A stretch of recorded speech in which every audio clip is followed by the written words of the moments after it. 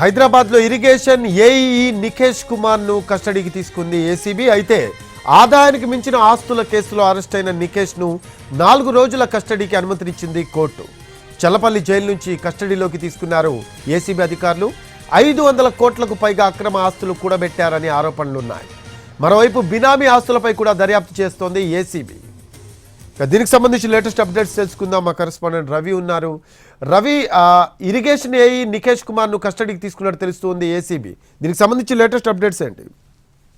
Rafi, irrigation department లో ఏఈగా పనిచేస్తున్నటువంటి నిఖేష్ కుమార్ ఎర్రమంజిల్లోని కార్యాలయంలో వ్యక్తి దగ్గర నుంచి 2 లక్షల రూపాయలు లంచం డిమాండ్ చేశారు. ముందుగా 1 లక్ష రూపాయలు అడ్వాన్స్ గా తీసుకున్నారు. మిగతా డబ్బును తీసుకుంటున్నటువంటి క్రమంలో ఏసీబీ అధికారులు పట్టుకున్నారు.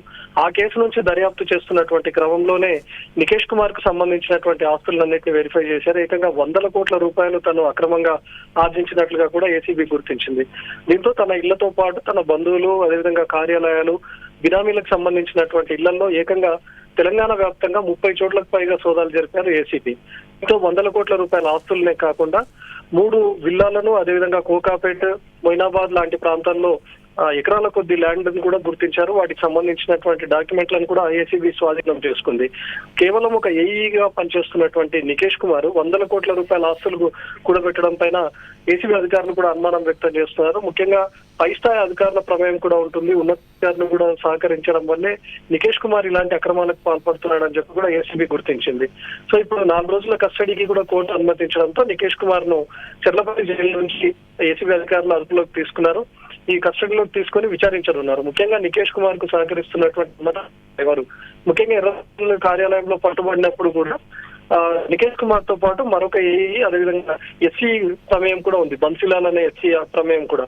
సో వాళ్ళకి ఏమైనా ఇతను వాటాను ఇచ్చేవాడా, లేకపోతే ఏఈ మాత్రమే సహకరిస్తున్నాడా, లేకపోతే నిఖేష్ కుమార్ పేరిట ఇన్ని కోట్ల రూపాయల కొద్ది డాక్యుమెంట్లు, అదేవిధంగా ఆస్తులు ఉన్నాయి కాబట్టి నిఖేష్ కుమార్ ఎవరైనా ఉన్నతాధికారికి లేకపోతే రాజకీయ పలుకుబడి ఉన్నటువంటి వ్యక్తికి ఇతను బినామీగా ఉన్నాడా అనే కోణంలో కూడా ఏసీబీ అధికారులు దర్యాప్తు చేయబోతున్నారు. సో ఈ 4 రోజుల కస్టడీలో మొత్తం తన ఆస్తులకు సంబంధించినటువంటి వివరాల చిట్టా ఏసీబీ లాగబోతోంది.